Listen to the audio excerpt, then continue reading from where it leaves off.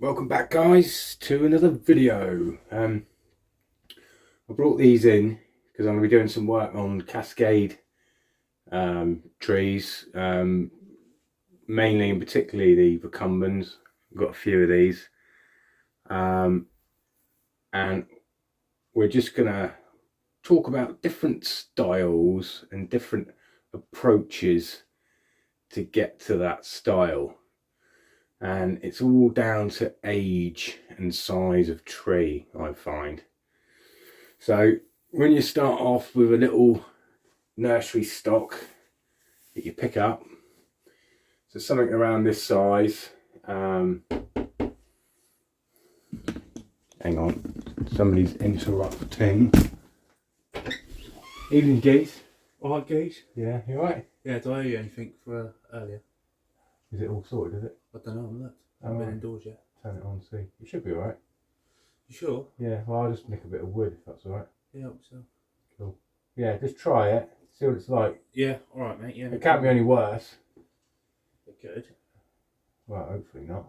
Could be worse. Could be worse. But Everything I've touched today's been worse after I've touched it, so it could be. Well, yeah, just turn it on and see. You'll soon know when it fills up. Yeah, alright, mate. No problem. Thanks for doing that. Yeah, and I think it was leaking. So the bolts underneath with the wing nuts on. Yeah. If you look to the one on the right, that was the one that was dripping. Right, okay. So just fill it up with water And see what happens. and then just keep Yeah. keep an I'm eye in on two it. minds as to whether to go and light the fire or not, or whether to go and put the splitter on the tractor and get on with a bit more. I'm a bit behind at the moment. Well, I'm really behind. See what happens. That's alright. Alright, mate, no problem. You're going to have some tea. Yeah. Alright. Thanks for that. Yeah, no worries, mate. Yeah, and whatever I take, I'll let you know. Yeah, whatever. There's a load of I assume you want some more boards, do you? If you got some. Yeah, you'll see there's just past the pile of ash there's a blue box. There's a load of nice flat bits and that on there. Help yourself. Nice one. Appreciate that. Cheers, Tam. Right, back in the room. Sorry, that was my neighbour. Well, farmer. Yes, Cascades. Where were we? Right. So where were we? I forgot what I was talking about now. Yeah, Cascades. That's what we're talking about because they're right here. Got 3 of them. Different styles, different ages. The little one at the back is only about 4 years old, and I've only I've just styled this one back in the summer. So he's very basic at the minute, as you can see. He's only got 2 branches and an apex. I think that's quite important if you decide to start a Cascade from young material. Don't introduce too many branches, too many pads rather.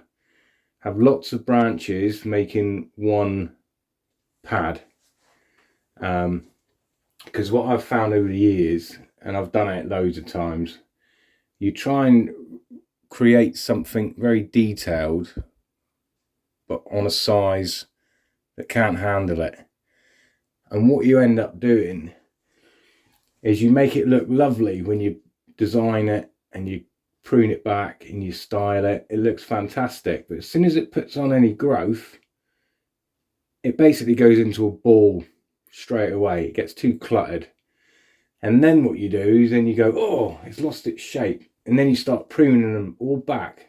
All these tiny little ones you start pruning back, so nothing ever gets chance to grow. So you never get any secondary branches or tertiary branches because you're constantly pruning them back to keep that tiny detail going. It just can't handle it, and it just gets stunted every year, twice a year. When you've got on this side and you're trying to really detail them, you can, and you can make them look fantastic, but it doesn't do the tree any good. You don't get any new growth. And if you want to carry on the Cascade, you need it to carry on growing. So something this size, that's why I only go for 3 basic parts of the tree, and then it will strengthen up, and then when it does get to a point where the plant's bigger, the pot's bigger, then you can start bringing these down and then separating them, picking your secondary branches in there. This one I did crazily when I first styled it. There was loads of branches. Every other one I kept, and it got to the point where it was just too busy and it wasn't doing the plant any good, as I say. So I took a load of branches off. It adds a lot more space. It allows these pads to get a lot bigger and stronger. The tree's taking in more sunlight, and it benefits it all the time. And before you know it, then you start getting these separations, and then you can start making 2 pads out of 1 branch, or 3 pads if you've got the opportunity. But yeah, by having lots of little ones, a busy tree, it's no good. You just end up pruning them back, and they don't have the opportunity to really progress. And I say the tree suffers for it.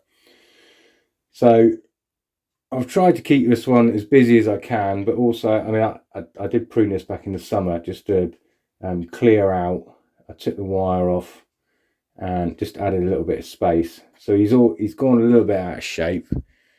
He's flopped a bit in areas because there's no wire on it. But that's not a problem. Give the tree a holiday. Let all these cuts heal. Because this cascading part, this branch, the main branch, is constantly being wired. I've got the nice S-shape set. It's the actual weight of it, and I've struggled for years trying to keep it off the rim of the pot. Yeah, it's really struggled, and it is sitting on the rim of the pot now. Actually, it wasn't when I took the wire off, but the weight of it, especially on a wet day when it's been rained on, it's a lot heavier. So yeah, it's really difficult. So a good tip, if you're starting something small and you want something like this for the future, where you position your leading cascade branch, try and keep it up as high as you can, even if it comes up slightly and then drops down, because you will find the more foliage and the more the tree puts on growth, it will just slowly start pulling it down, and then before you know it, it's sat on the rim of the pot, and then you struggle. You end up wiring it all the time, or putting in little supports and things. So yeah, good tip that is. Even if the apex is further back than what you wanted, you can always adjust that. You can always prune that differently in the future. The biggest issue is always that cascade, keeping it off of the rim of the pot. So yeah, good tip. Styling, they're all different here. Obviously, he's a young one. I think he's about 6 or 7 years. 6 years I've been bonsaiing this, and I think the tree was probably 3 or 4 years old when I got it. It's only a little thing, nursery stock. I did struggle in the early part of getting a balance in Cascade. I always had a really nice asymmetrical shape. Found that quite easy to do, but what I did find was to get a balance within the middle part. It was difficult, and I struggled for a few years really, to try and get a balance. And over the years, I found the best technique, and you do it kind of not subconsciously, but if you imagine, so let's have a look. So if you imagine, right, straight away, right, here's your apex, here's your middle of your bonsai, here's your lower part of your bonsai. Ignore everything below. That looks like a bonsai straight away. Yeah, so that section of the tree, if you remove anything else, it looks like a bonsai. So my funking, if you take, say, this pad here, he's a bit congested with the one next to it because it needs pruning. But if you consider this to be the apex and then look below, and if you've got a nice triangular shape there, that if you take everything else away, you've got a bonsai shape there, it's good. And then same over here, if you take this one, if you've got a triangle underneath, if you take, say, this one, you've got a triangle underneath. So basically have lots of triangles within one triangle. That's basically what I'm trying to get at. This one's gone a bit out of shape, so he's not really a good example, but that's the way I do it. So when I style a pad, I work my way down, and then I look to see what that section there would look like. Is it a mini bonsai within the tree? And if you do that, I think I mentioned it when I was pruning the conifer with the two trunks. So I styled one trunk as a bonsai and then the other trunk as a bonsai, and then amalgamated the two together to give you that typical triangular shape. Yeah, if you do that, the tree kind of balances itself out as you go along. Yeah, I've always found it quite a useful way of getting basic balance. Don't get me wrong, it doesn't always work because there's things, but what you can do, for instance, say this one here, treat that as the apex, ignore this one, and then go with these as your bottom part of your mini bonsai. What you can do then is start introducing other pads. So as this tree pushes out and grows, we can start introducing other pads to balance this triangle out, fill it in. Anyway, bumbling on again. Right, this little beast. Now, I've done loads of these over the years, and I don't get bored of them, but it's very difficult to kind of get away from this typical design. You see loads of this going on, this design, and it's lovely, but I like to always try and do something a little bit different, and it's very difficult to get away from that when you're doing Cascade, particularly Cascade, because you kind of stick to certain design rules, and also the trees that you're using lend themselves to Cascade, so they want to go in a certain position, and it's really difficult to break away from this typical design. So I'm trying it with this one, and what I'm trying to do with this one is to make it more natural. So I did a video on not everything has to be a bonsai, which is another procumbens, and I don't treat it as a bonsai. It's I treat it as an ornamental garden tree. So it's the other end of the scale of this one. It has got division and it's kind of layered, but you don't see the trunk, and it's just an ornamental tree. So this one I'm trying to get in the middle of that one and this one in design. I want to try and keep it as natural as I can, but I do still want it to look like a miniature tree, and it is kind of getting there. And I find to do that, try and layer out your pads, so the depth of them, so some are in, some are out, some are in, some are out. They're not completely smooth and curved on a three-dimensional view. You see this line, it's very flowing. But I find to make it more natural, have bits in, have bits out. You see these dark areas up here, they're hollows, same as down here. All these dark areas, they're all hollows, and the brighter areas are obviously where it's poking out. And I think it gives it a much more natural look. I will prune and play around with them, but it just gives it that au naturel. Yeah, so that's my approach on this one. It's getting there. It's really difficult to do though. It's really difficult to get a natural looking tree. It's one of the hardest things. Most people can put together a bonsai. It's not that difficult, you know, something that resembles a bonsai. But to create something that looks like a miniature tree is totally different. I know a bonsai is a tree in a pot. I get that.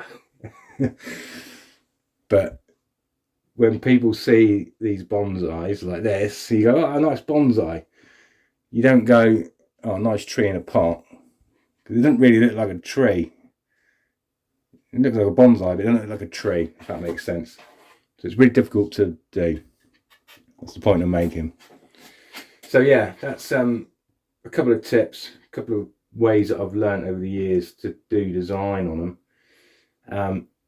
I'm not going to do any work on these tonight because it's getting late. I just thought I'd bring them. I wanted to get this one in and have a look, see what was going on. So I haven't really looked at this one. It's been tucked away in the corner of the garden for the summer, just getting healthy. And I say I've just been pruning back areas willy-nilly. And I tend to look at this tree from a distance. I don't get up close to it. I don't get up close like I do with this one and this one. I don't look at too much detail. I look to see what it looks like from a distance. And I think that's another good tip. It gives you a different perspective. So I will work on this one.